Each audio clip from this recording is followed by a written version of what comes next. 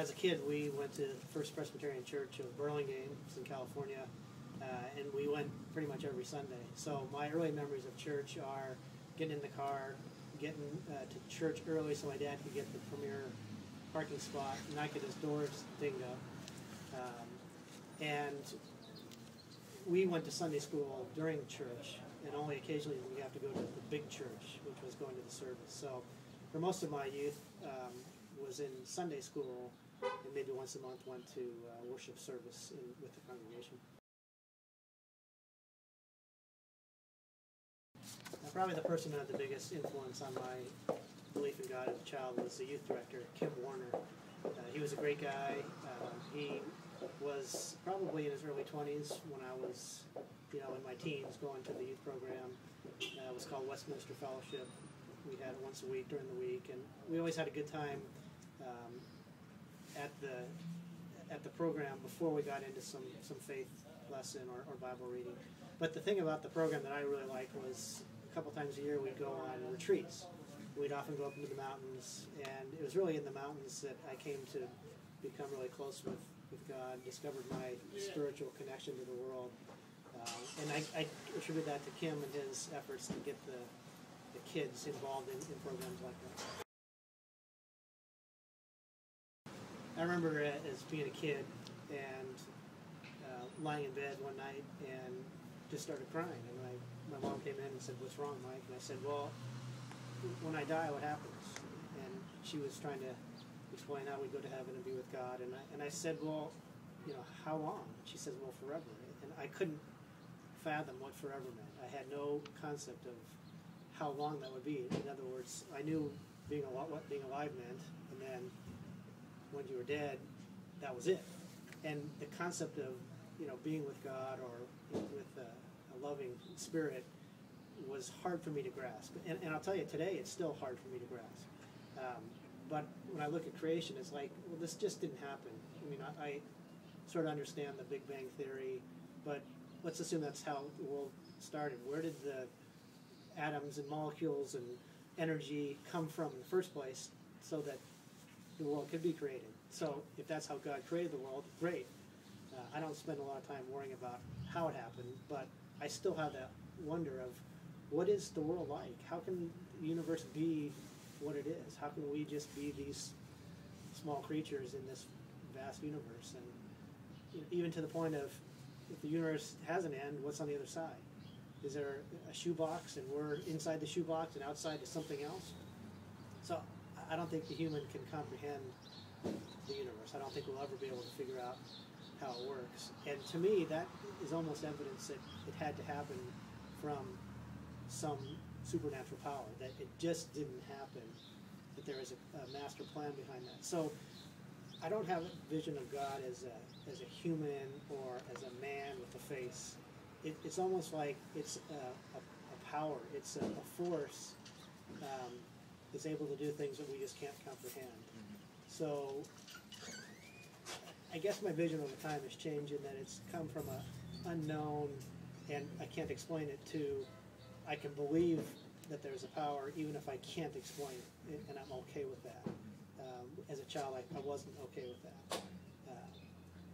I think that religion has missed the mark a lot of times in trying to explain God and Jesus and the value of his son and why he came, and that's turned a lot of people away from believing in a supernatural being.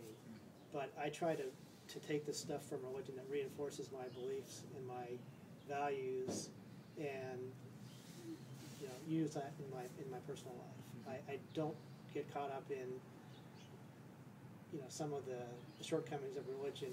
One of my least favorite examples is the Catholic Church and not changing the content of the wafer that they give for communion, and denying kids who are allergic to wheat the opportunity to share in the communion at that church because that's their tradition of how they made the wafer.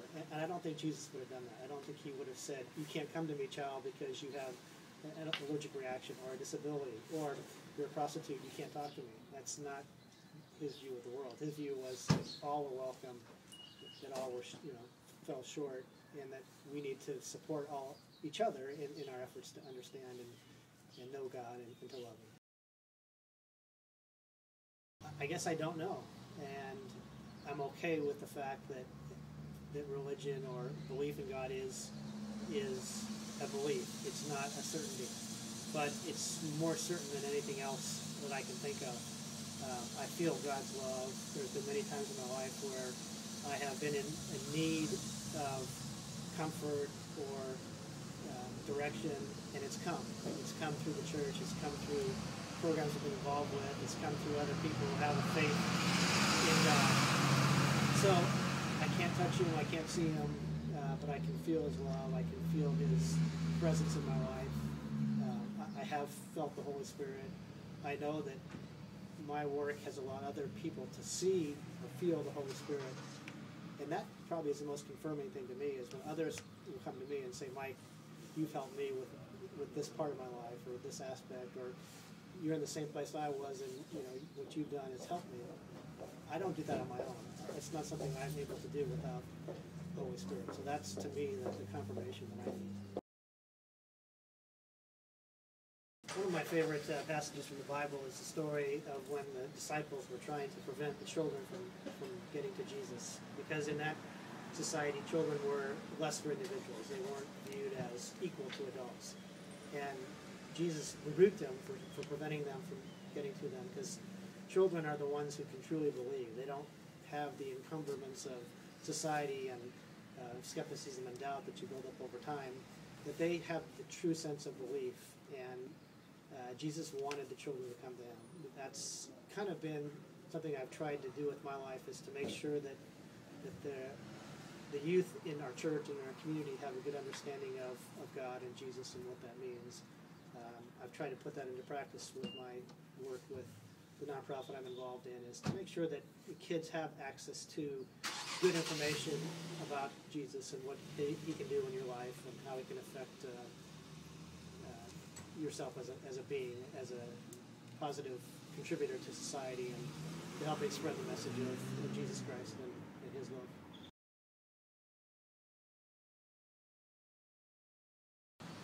I don't know that God listens to requests for help on tests or in a game. I watch athletic events and hear that God was with me today and He allowed me to do this, and I agree that God gives you ability to use and let you use that talent to His glory. However, I don't think He gets involved in how you do on a test, how you do in a game. I know people who believe that God directs everything. I'll take it so far as to say I don't believe that God causes bad things to happen. If somebody is hit by a drunk driver, God didn't make the person get drunk and put you in the place where your car could be hit by that drunk driver. People make choices. He's given us free will. We sometimes do bad things that result in bad actions. Can God use that situation to further His glory? Yes, I believe He does that. But I don't believe He directs daily lives of people. I don't think He has us do things. Otherwise, we have no choice. In other words, if I'm doing bad things or I see a bad person, I can't blame Him. God just made him that way, and he's doing those things because he's directed by God. And that's not what my view of God is. He didn't make us to direct us to do things. We have to make our own decisions. We affect outcomes. We affect the way we live our lives by the choices we make. And so, to the question of how about you personally, have you ever, or when you were younger, that maybe you've answered that in this way by giving that answer, but do you ever remember a time yourself when you prayed for something you really wanted? I was in college. I do remember a time when I came home from college, and you kind of think, okay, am I a good person?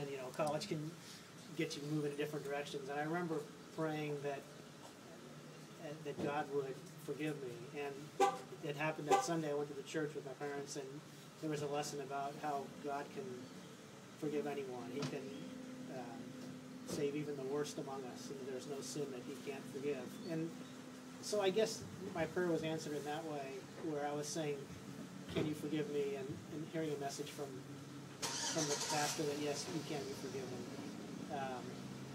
I've prayed for peace and understanding and direction, and have been given, you know, feedback over time, or you talk to people, or you make decisions that allow you to get to a new place, and I think God is doing that.